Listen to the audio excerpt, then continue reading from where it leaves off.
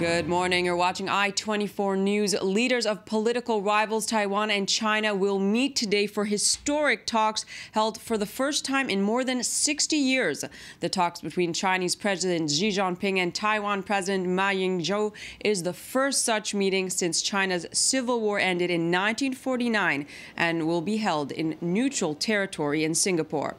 While bilateral trade, investment, and tourism have blossomed, particularly since Ma took power in 2008, deep suspicion remains on both sides, and no progress has been made on any sort of political settlement. But Taiwan's president remained positive as he departed for the landmark meeting. I'm here to promise to everyone, we will definitely do our best to reach the goal that we set previously, making the Taiwan Strait more peaceful, making both sides of the strait more cooperative. I'm excited. We as citizens living in Singapore are excited because this current leader, Mr. Xi Jinping of our country, is a beloved one because he's fighting against the corruption in our country and he cares about the environment, and he's building up the legislative system into a fair one. So we are pretty excited here. I've been here for 8 hours. Moving to the Sinai plane crash, the evidence is mounting that the Russian plane that crashed in Egypt last week was hit by a bomb.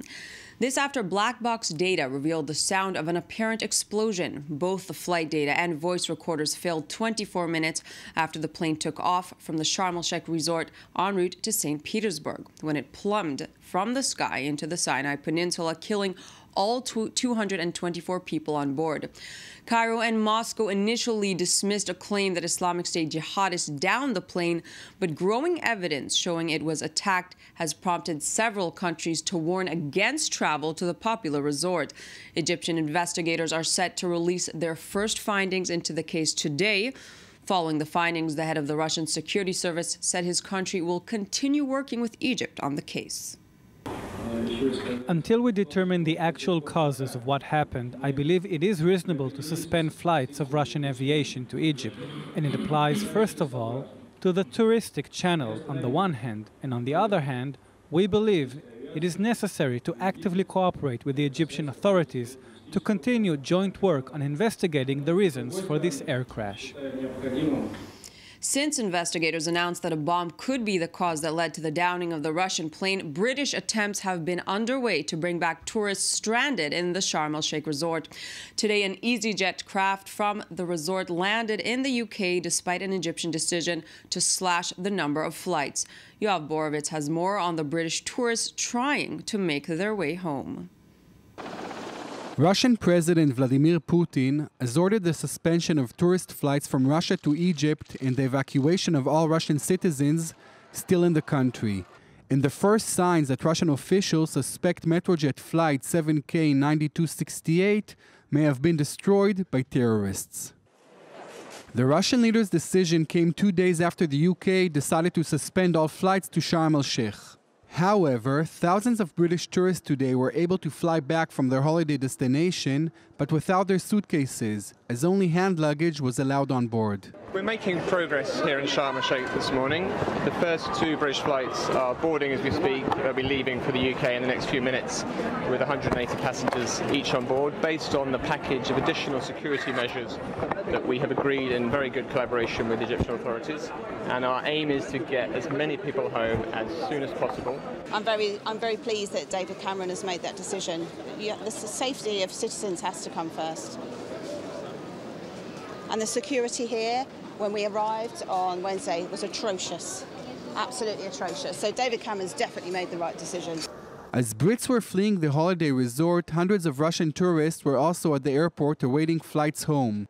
9 were scheduled during the morning, including one operated by Metrojet, the airline whose St. Petersburg flight blew up in midair with the loss of all 244 people on board last Saturday. Meanwhile, in Israel, 3 terror attacks took place yesterday. In the third, a 19-year-old Israeli was shot and seriously injured in a shooting in Beit Enun, north of the West Bank city of Hebron. Earlier in the day, at least 2 Israelis were injured in a shooting attack also in Hebron, near the Cave of the Patriarchs, a location holy to both Jews and Muslims.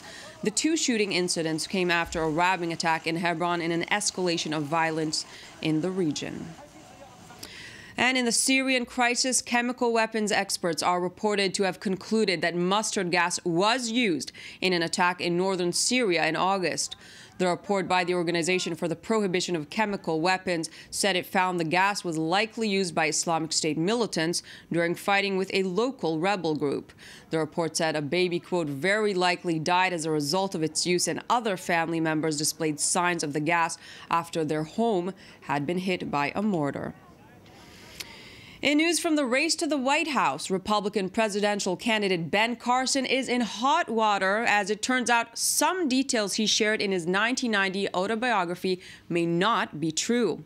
Carson's campaign confirmed he never applied to the U.S. military academy at West Point, despite repeating the false autobiography on various occasions. Criticism of Carson from within his own camp came from New Jersey Governor Chris Christie, who filed for the New Hampshire primary today. Carson defended himself, saying the media was on a witch hunt. I do not remember this level of scrutiny for one President Barack Obama when he was running. In fact, I remember just the opposite. I remember people just, oh, well, we won't really talk about that. We won't talk about that relationship. Well, Frank Marshall Davis, well, we don't want to talk about that. Bernadine Dorn, Bill Ayers, he didn't really know him. All the things that Jeremiah Wright was saying, not a big problem. Goes to Occidental College, doesn't do all that well, and somehow ends up at Columbia University. Well, I don't know. His records are sealed. Why is his record sealed? Why are you guys not interested in why his records are sealed? Here's my prediction. My prediction is that all of you guys trying to pile on is actually going to help me. Because when I go out to these book signings, I see these thousands of people, they say, don't let the media get you down. Don't let them disturb you. Please continue to fight for us. See, they understand that this is a witch hunt. That's all the time we have. More headlines at the top of the hour.